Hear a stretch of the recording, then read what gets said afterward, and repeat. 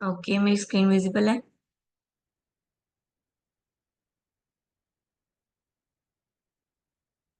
Yes ma'am. Okay, now हम थे taking notes. हम कम्युनिकेशन फॉर लीडर्स कर रहे हैं। ठीक है। हमारा चैप्टर फर्स्ट चल रहा है जिसमें हम पॉइंट पे पहुंचे, that is taking notes and completing them. ठीक है, टेकिंग नोट्स यानी कि जब हम कुछ सुन रहे होते हैं तब हम उस बेस पे एक वर्ड्स लिखते हैं छोटे छोटे। ठीक है, लाइक उसकी थोड़ी एक्सप्लेनेशन, पूरी नहीं लिखते, सिर्फ मेन मेन पॉइंट्स या क्रक्स बोलते हैं जिसको, वो लिखते हैं। तो उस नोट्स को लिखना चाहिए और कंप्लीट करना चाहिए। ठीक है। As a listener, lecture notes are an essential part of a successful student life, whether it is high school or university level. Notes are of no use if they are not well organized and difficult to read. ठीक है, notes कैसे होने चाहिए? Organised होने चाहिए और easy to understand होने चाहिए, डिफिकल्ट नहीं होने चाहिए। ये ना हो आपने फटाफट जल्दी जल्दी में पॉइंट्स तो लिख लिए लेकिन बाद में आपको ही नहीं समझ आ रहा कि आपने लिखा क्या है। It is important that you create all three sections because every section has its own purpose in the Cornell method. ठीक है, उन्होंने कहा है कि पेपर को तीन भागों में बांट लो और तीन सेक्शंस जो हैं तीनों के अलग अलग इंपॉर्टेंट हैं।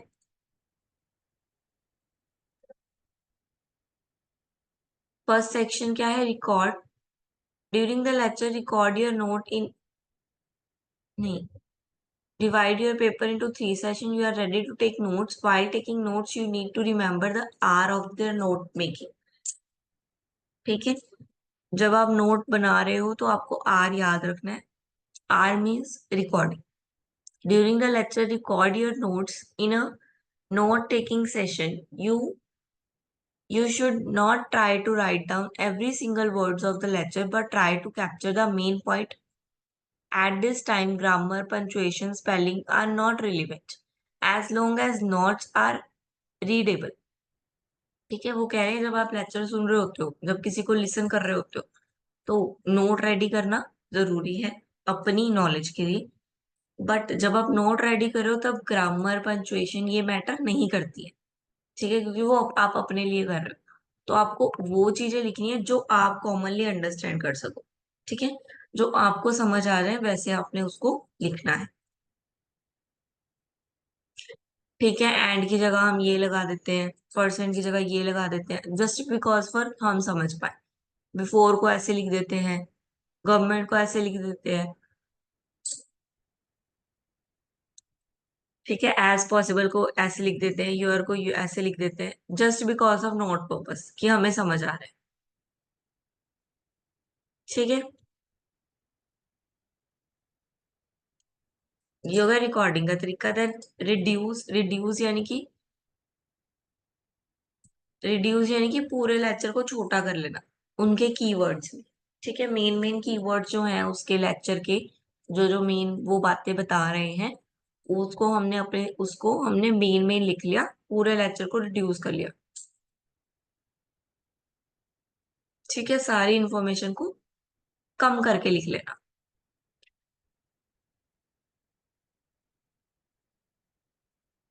देन रिसेपिटुलेट, इसमें क्या है? Summary of your notes going in 2 inch space at the bottom of the page.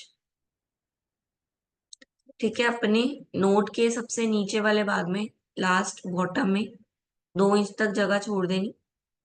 ठीक है, वहां पे क्या आएगा? समराइज्ड। पूरे लेक्चर में वो बोलना क्या चाह रहा था या पूरा लेक्चर किस बेस पे था, पूरा लेक्चर किस पॉइंट पे था, उसको समराइज करके आपने लास्ट में लिखना है। Then recite. रिसाइट यानी कि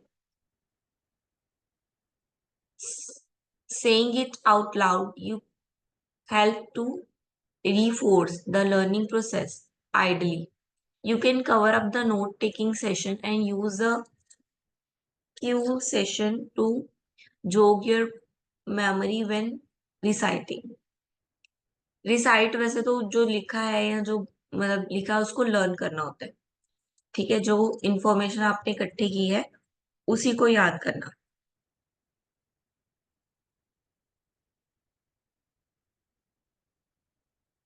ठीक है, लाइक उस रिसाइट में आप बोल सकते हो पोयम आ जाती है।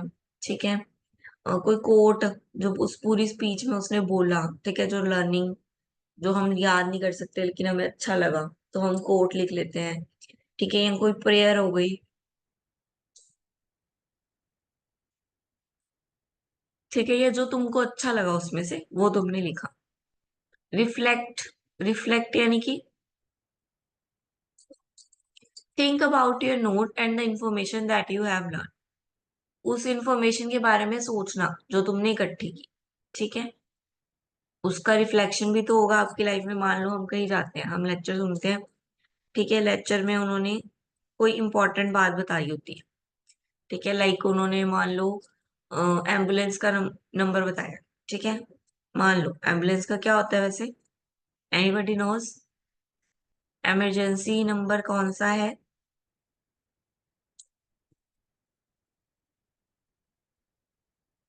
इमरजेंसी नंबर कौन सा है?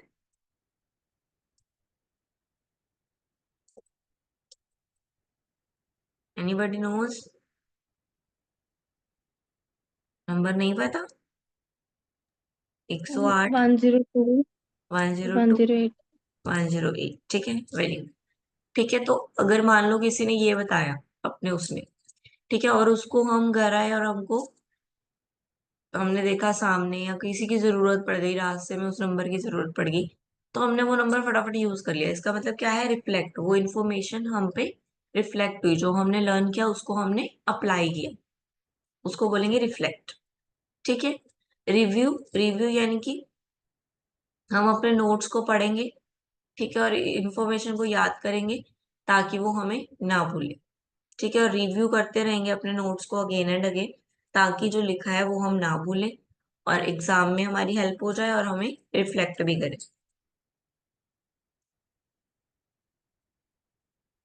ये उन्होंने पेज को बांटा है। ये पेज है पूरा आपका, यहाँ पे नोट लिखना है आपने। यहाँ क्यू कॉलम, क्लू जैसे कोई क्लू छोड़, कोई क्लू वाली बात होती है। ठीक है, जैसे किसी का उन्होंने एग्जाम्पल दिया, आप इसमें वो एग्जाम्पल लिख देते हो क्लू में। ठीक है, नीचे 2 इंच में क्या लिखनी है? समरी लिखनी है। ठीक है, now understanding phrases and expression in context. Describe learning a lot of word you still uncount some that you don't know. Even in your first language, you may not always know the meaning of every word that you hear and need to guess. ठीक है, सबको पता है words क्या है, बहुत ज्यादा है। सारे वर्ड्स तो सीखे नहीं जा सकते।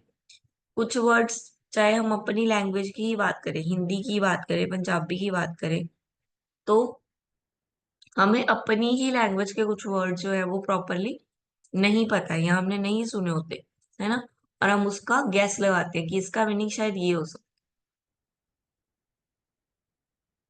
ठीक है, इसी तरह हम फॉरेन लैंग्वेज को भी गैस लगाते हैं। कभी कभी इंग्लिश की कोई वर्ड नहीं समझ में आया तो हम उसको गैस लगाते हैं, शायद इसका मतलब ये है, ये इसके साथ जुड़ा हुआ है तो शायद इसका मतलब ये होगा। ठीक है, तो अनफैमिलियर वर्ड जो है उसको समझना कैसे इजी होगा? ठीक है, तो जो अनफैमिलियर वर्ड्स हैं उसको हम कैसे समझ सकते हैं? सबसे पहले तो एनालाइज करके, how the word is writing, right लिखा कैसे है वो वर्ड। ठीक है, उसको डिफरेंट डिफरेंट पार्ट्स में बांट के, ठीक है, या उसको एग्जामिन करके उसके बारे में स्टडी करके।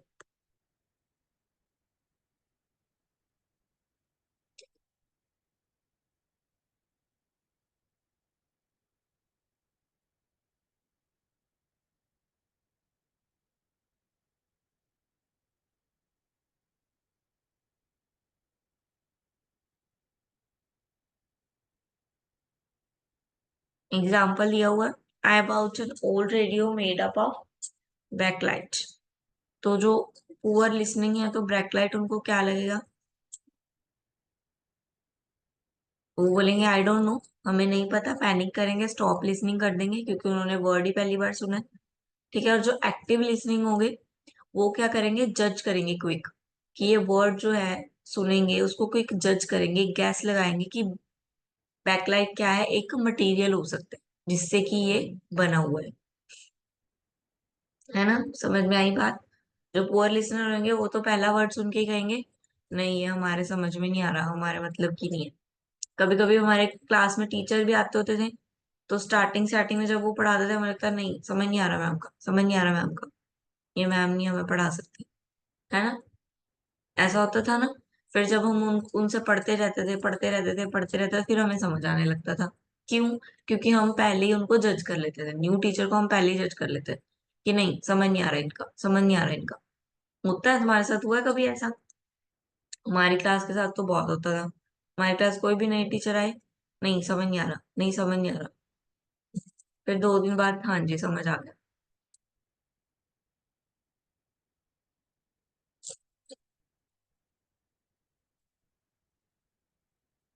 Then requirement of effective listening. ये स्कूल में होता है ऑलमोस्ट, जब हम बहुत छोटे होते हैं, जब हमें मैम की ही बात समझनी होती है, जब हमें खुद से कुछ नहीं आता होता, तब तब होता है ये स्कूल में। हमारी साइंस के टीचर होते थे, वो नए नए बदलते रहते थे, मतलब ऑलमोस्ट साइंस के टीचर बहुत बदलते थे हमारे। और हम लोग समझ नहीं आ रहा, समझ नहीं आ रहा ऐसे करते रहते थे। फाइनली एक टीचर है, उन्होंने समझाया पर हमें फिर भी समझ नहीं आ रहा था पहले 3-4 दिन। हम बोल जा रहे रोज मैम समझ नहीं आ रहा, मैम समझ नहीं आ रहा। फिर उसके बाद जाके हमें 3-4 दिन बाद समझ में आने लगा। ये होता ही है सबके साथ। ठीक है। तो इसलिए जो एक्टिव लिसनर है वो पहले ठीक है नहीं समझ में आ रहा, बट वो अपने माइंड से उसको समझने की कोशिश करे कि क्या होगा। ठीक है, जैसे इजी था कि old radio made up of, उन्होंने लिखा हुआ स्पेशल, तो इट मीन्स वो क्या था, वो एक मटेरियल था। नाउ एक इफेक्टिव लिसनिंग के लिए क्या क्या रिक्वायरमेंट्स होनी चाहिए। सबसे पहले परसीविंग, परसीव करने की रिक्वायरमेंट होनी चाहिए, यानी कि लिसन करने की, ऑब्जर्व करने की, पहचाने की कहते हैं जिसको, वो कैपेबिलिटी होनी चाहिए। किसी को सुनने की कैपेबिलिटी होनी चाहिए, किसी को अंडरस्टैंड करने की कैपेबिलिटी होनी चाहिए। देन अरेंजिंग, ठीक है, अगर ग्रुप में हुआ, ठीक है, तो एक परसेप्शन क्लासिफाई करना उसको, ठीक है, डिस्कवर करना उसको, उसको सही जगह पे लगाना जो वर्ड है, ठीक है, मतलब कि अरेंज करना। किसी ने वर्ड बोला, सामने वाले ने कुछ बोला, उसको अरेंज करना अपने दिमाग में, ये लाइन क्या बन रही है। ठीक है। रीजनिंग, रीजनिंग यानी कि उसके बारे में सोचना, उसको जज करना, उस वर्ड को, उसका कंक्लूजन निकालना कि क्या ये सही बोल रहा है। ठीक है।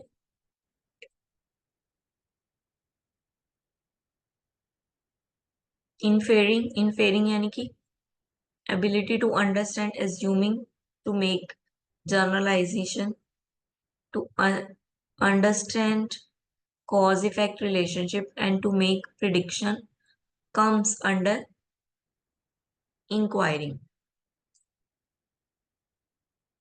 मतलब एज्यूम करना, ठीक है, कुछ देखना कि जर्नल बातें होती हैं बीच में, है ना, जो सब पे अप्लाई होती हैं, तो जर्नलाइज करना बात को, ठीक है, अगर अप्लाई नहीं होती तो उसको जर्नलाइज करने की कोशिश करना। मतलब अब मैंने बोला 108 नंबर एम्बुलेंस का है, तो सब पे अप्लाई होता है, जर्नल है, सबको भी पता होगा क्योंकि सबके लिए सेम है।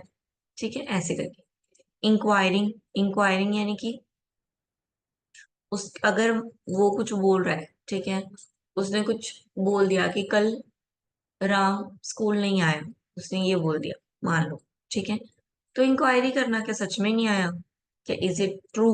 ठीक है, यहाँ हमने 108 हमने बोला, ठीक है, मैं बोल दूं 104 है एम्बुलेंस का, तो आपके दिमाग में एक बार आएगा नहीं 108 था, 104 कैसे हुआ।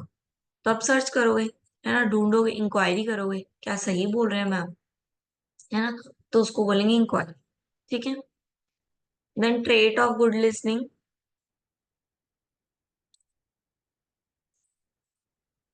ट्रेट क्या है गुड लिसनिंग का?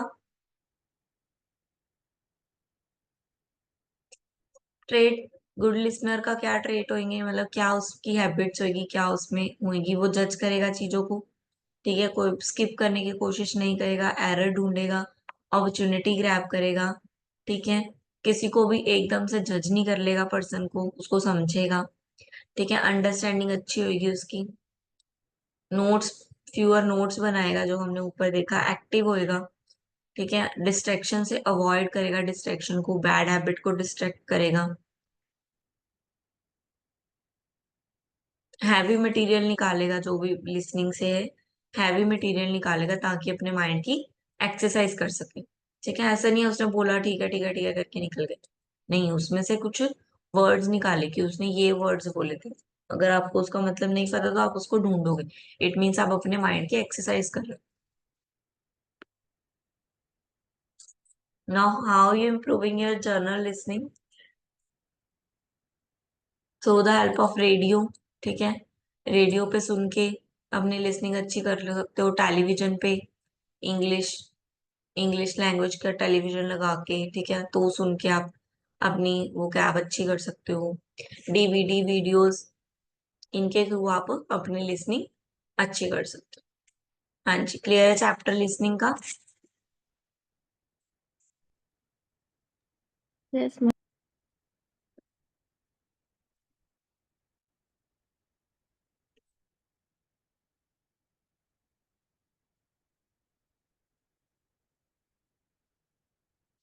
नाउ आ गया लिसनिंग फॉर डिटेल। अब लिसनिंग के बारे में आगे पढ़ेंगे, सेम ही है। तो वो बोल रहे हैं अब कि why note taking is important, note बनाना क्यों जरूरी है। विदाउट नोट क्या हो जाएगा, डाउट्स आ जाएंगे माइंड में। ठीक है, चीजें भूल जाएंगे, कुछ वर्ड्स होंगे जो उसने भूले होंगे, हम पूरे वर्ड्स तो नहीं रख पाएंगे याद, तो वो चीजें भूल जाएंगी हमें। विदाउट नोट्स हमें अंडरस्टैंडिंग करने में डिफिकल्ट होगी आइडिया को। और नोट्स बनाने से हमारे पास एक प्रॉपर एविडेंस आ जाता है। ठीक है, तो नोट्स बनाएंगे तो एक एविडेंस होएगा हमारे पास, अंडरस्टैंडिंग अच्छी होगी हमारे पास एक पॉइंट होगा जिस पे हमने फोकस करना है। ठीक है, एक रिलीवेंट पॉइंट होएगा। हमारी राइटिंग स्किल भी अच्छी होगी इससे। ठीक है, हम नोट को पूरा ऑर्गेनाइज करेंगे तो हमारी राइटिंग स्किल भी अच्छी होगी। तो मेथड आ गए नोट बनाने के, कैसे बनाना है। First is outline method. Outline method क्या है? Note making start on the left hand side of the paper. The most important point placed at the left edge of the paper. Less important point are typically idea that support the main point are identity to the right. Each set of less important point is identity more on to the right. This is a easy to see as a grace the level of importance of the different ideas because of the difference between them and major.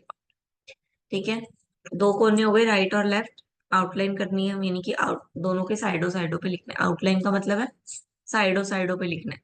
तो left side पे जो important point है वो, और right side पे जो उसको सिर्फ हेल्पिंग कर रहे हैं, ठीक है, जो मेन पॉइंट को सपोर्ट कर रहे हैं वो। राइट में जो सपोर्टिव वर्ड्स है वो, और लेफ्ट में जो मेन वर्ड्स है वो। तो लेफ्ट राइट हो गया, इसलिए इसको आउटलाइन बोले कि दोनों के कॉर्नर कॉर्नर।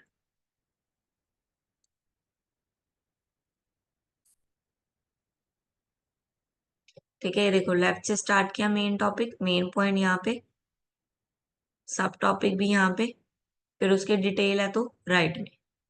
ठीक है, डिटेल है तो राइट में, फिर सब टॉपिक लेफ्ट में, मेन टॉपिक जो है वो लेफ्ट में, फिर उसके जो पॉइंट होंगे वो राइट में। Then mapping. मैपिंग मेथड क्या है? Considering material to show relationship and importance. A map is a diagram of a major point where significant subpoint and support a topic. A purpose of mapping is an organizing strategy is to improve memory by grouping material in a highly value way, visual way, visual way.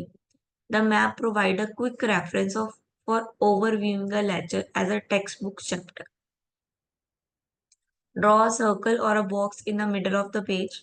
Write the subject and topic of the material lecture in it. जैसे आप map flow chart बनाते हो, flow chart हो गया mapping method. Flow chart बनाते हो ना, बीच में क्या लिखते हो, एडवांटेज ऑफ लिसनिंग, फिर उसके ऐसे ऐसे लाइनें मार के पॉइंट्स लिखते हो ना, वही हो गया, वो हो गया मैपिंग। कि आपने मेन को सेंटर में रख के बाकी सबको मैप कर दिया। ठीक है, लाइक दिस आप भी ऐसे ही करते हो। मैं बनाते हो मेन टॉपिक, फिर उसकी अलग अलग ब्रांचेस। ठीक है, अगर उस ब्रांच का भी कोई पार्ट है तो फिर उसमें से भी ब्रांच निकाल देते हो। ऐसे ही करते हो ना?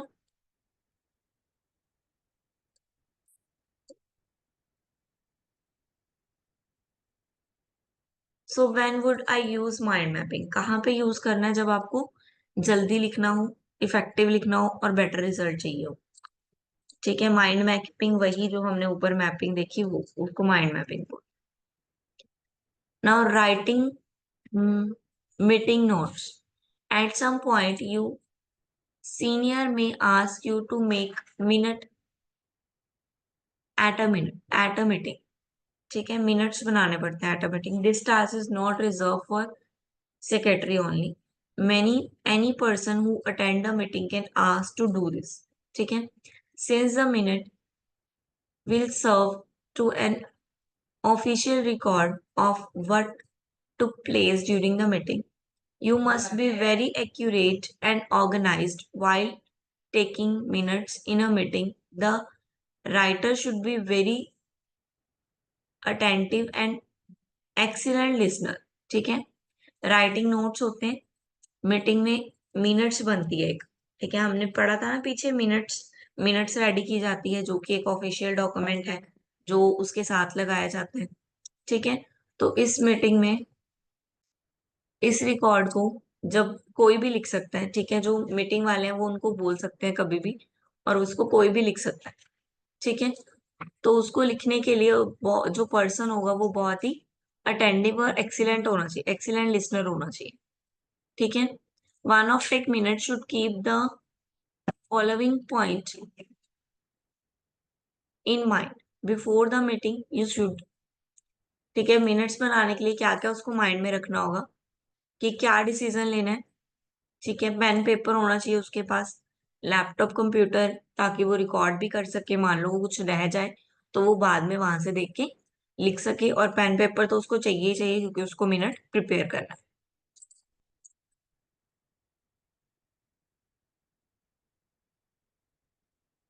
सबसे पहले अटेंडेंस शीट पास की जाएगी सबके लिए। ठीक है, लिस्ट ऑफ मेंबर्स बनाया जाएगा, देन टाइम नोट किया जाएगा कौन कब आया है।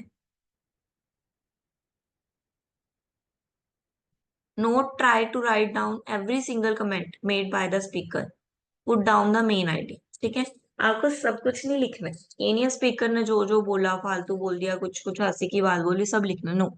आपको जो मेन पॉइंट के रिलेटेड उसने बोला है सिर्फ वही लिखना है। ठीक है, वोट्स लिखनी है, वोट का रिजल्ट क्या आया वो लिखना है। तो अब एंड में एक्शन क्या लिखा लिया गया वो लिखना है। मीटिंग एंड कितने टाइम पे हुई वो लिखना है। ठीक है, ये हो गया मीटिंग का मिनट।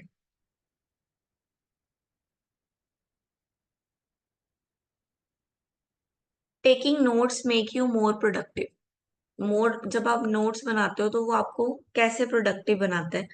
एक तो आपकी राइटिंग स्किल बहुत अच्छी हो जाती है, लिसनिंग स्किल बहुत अच्छी हो जाती है क्योंकि आपको सब सुनना पड़ता है और ध्यान से सुनना पड़ता है तो नॉइज खत्म हो जाती है। ठीक है, अंडरस्टैंडिंग अच्छी हो जाती है, आइडेंटिफाई कर पाते हो आपकी कौन सा पॉइंट सुनना है और कौन सा पॉइंट नहीं सुनना है। ठीक है,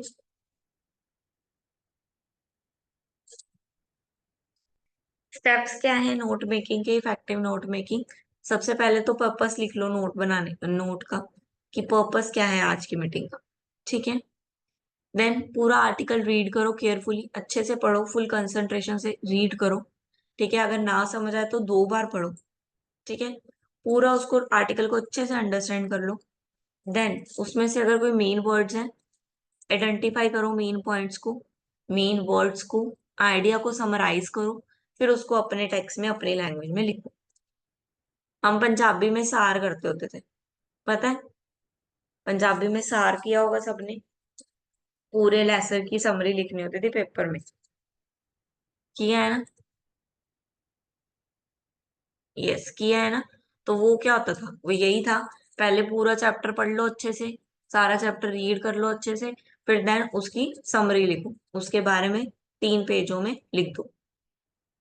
हाँ, 3 से 4 पेजों में फिर उस पूरे लेसन को समरी बना के लिख दो। वो क्या था, वो भी एक एक्टिव लिसनिंग का ही पार्ट था।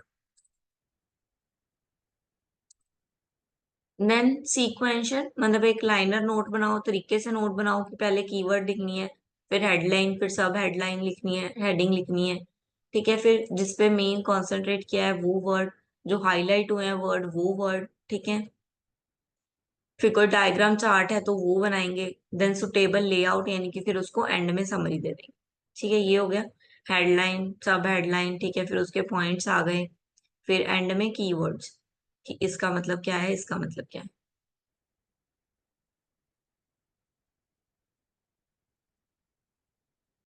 नाउ फिश बॉन्ड डायग्राम दिया हुआ है, that is the fish bond diagram. ठीक है, एक मेन पॉइंट यहाँ पे लिखा, देन उसके अलग अलग चीजें लिख दी, fish bond diagram. Effective note making ये हमने पढ़ लिया है बहुत अच्छे से। हाँ जी, चैप्टर कंप्लीट। ठीक है, ये भी चैप्टर समझ में आ गया। देखो यस जब आपको मैम। एक एक पॉइंट समझ में आ जाएंगे ना कि लिसनिंग क्या है, रीडिंग क्या है, ठीक है, तो क्या होगा, जो उसका अगला चैप्टर होगा वो आपके लिए इजी ही रहेगा।